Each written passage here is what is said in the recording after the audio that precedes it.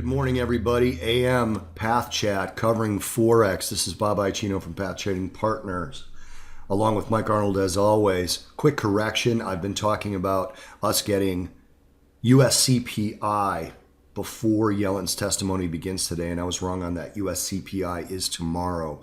There was other consumer price indexes that came out. For example, Germany's CPI came out, but the U.S. CPI is coming out tomorrow.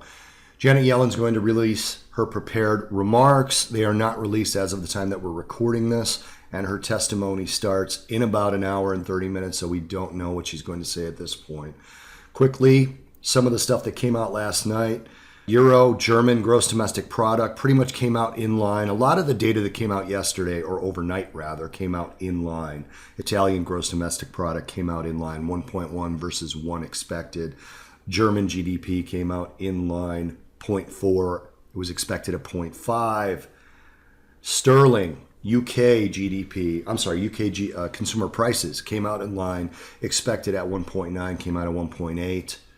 Year over year was expected at 1.7, came out at 1.6. So a lot of things came out in line. The only thing that came out a little bit weaker than expected overnight was the German current situation index, came out 0.6 lower than expected. And the ZEW survey, which is a Eurozone economic sentiment survey, came out way lower than expected. It was expected at 22.3, came out at 17.1. And the German economic sentiment was expected at 15, came out at 10.4. So those much lower than expected. Everyone waiting on Yellen's testimony, again, starts in about an hour and a half. So let me get it turned over to Mike to give you the price action that he's looking at before the testimony actually starts. Mikey, it's all yours. Okay, great. Thank you very much, Bob. Lots of things are in holding patterns. There's not a lot to do on many of these pairs, so we're just going to review them, and I'm going to talk about key levels. Euro went down to our 106.01 level again, and now is reversed back up to another 106.20 level, which is another significant. If we continue higher, keep in mind we're still in an inside bar today. We haven't exceeded yesterday's range. If you consider higher, we move higher, 106.41.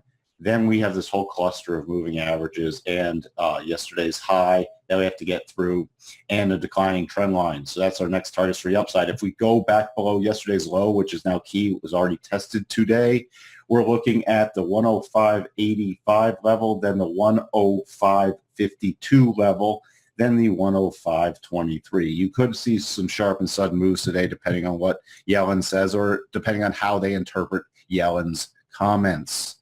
Pound, still caught in this range in here. Nothing's triggered. If we get below this trend line, we caught on the 50 yesterday. If we get below there, we're looking at the 124.12 level. And then we're looking at the 123.47. We've talked about this double and this trend line before. If we rally up, we've already tested the 125.42 as resistance today, which you see the resistance. And if we move higher, 125.72. Those are the key levels on there.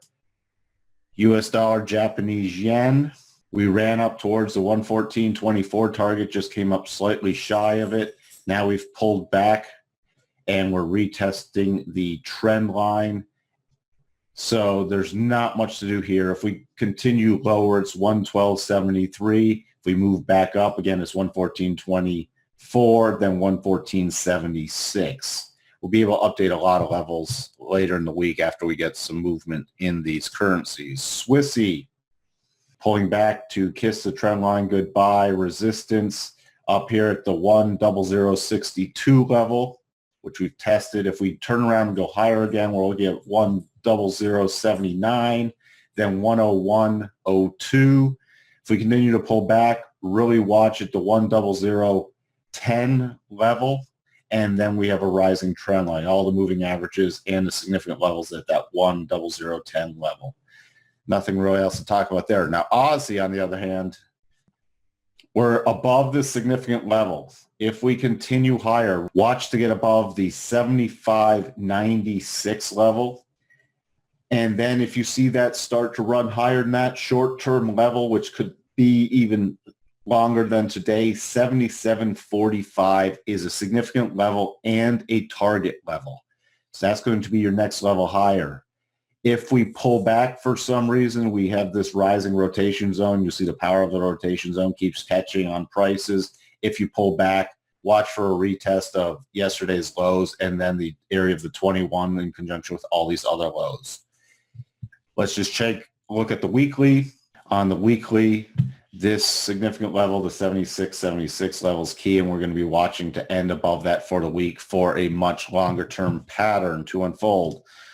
Also, the Canadian dollar or the loonie, nothing else to do here, ran up to the cluster of moving averages, now turned back lower. If we continue lower, there's some possible key support, 129.57 area. And then the next support's down around the 127.76 area if we continue to unfold with this bearish flag. A couple of people asked me if this was a double top. Not that we'd trade because of all these stopping points, and this was not a smooth move that created it. This is a flag move. So it just this happens to be two tops, but not a double top pattern we would trade. Just wanted to clarify that. I'll turn it back to you, Bob. Thanks, Mike. New Money Path podcast has been released. Go to our websites, pathtradingpartners.com, or go to iTunes, type in the Money Path podcast in the search bar. Also follow us on Twitter, like us on Facebook, and we will talk to you guys in the next Path Chat. Send us an email if you need anything, support@pathtradingpartners.com. Cheers, guys. Thanks for watching.